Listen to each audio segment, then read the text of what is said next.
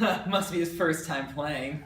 I've been playing for 16 years. 16 years? Well, it's going to take you a lot longer than that to be any good. Or we can show you how with one piece of technology to make beautiful music with only 15% of the effort.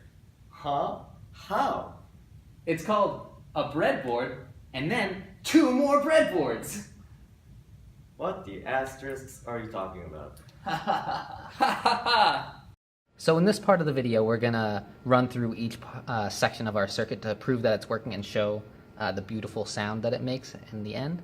The first section of our circuit is a 555 timer that's set up as an oscillator. So let's check out the output after we buffer that signal. So as you can see, the oscilloscope, it's going from 0 to 5 volts, and it has a period of 4 milliseconds. Which is about 230 hertz, which is exactly what we were looking for, so that's perfect. And we have it set up with the photodiode so that when we cover up the photodiode as such, it'll output 0 volts. And if I let go of the photodiode now, it'll jump right back up into the oscillation. So we take the output signal from here and we send that over to a frequency doubler output, which is there. So as you can see here, it's still going from 0 to 5 volts, nothing exciting. But now it has a frequency of 2 milliseconds, which is 460 hertz about. We have that part of the circuit working well. And now Jamie will modulate to Jamie to explain the modulation. Yeah. So after we get the frequency and the frequency at half of our desired frequency, we multiply those two because multiplication in the time domain, as we all know, is the convolution in the frequency domain, which corresponds to our modulation. So before we do our modulation, we put it through a low-pass filter so that our square wave is going to look approximately like a sine wave.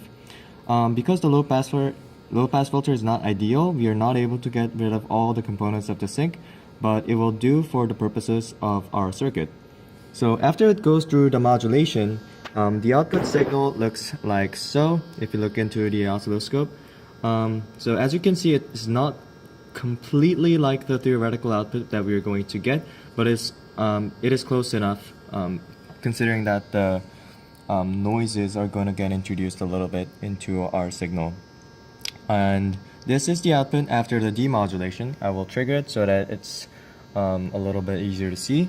So the demodulated signal, as you can see, looks a lot like the output from the theoretical result, and it goes through the same integrated circuit, which is the 8633. After it goes through 2 like such multiplications, we put it through the low-pass filter in order to account for, in order to filter out the high-frequency noises.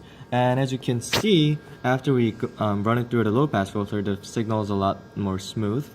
Which is what we would expect, and the signal that we get is has a prominent period of approximately 460 hertz, with a little bit of the residue from the 230 hertz.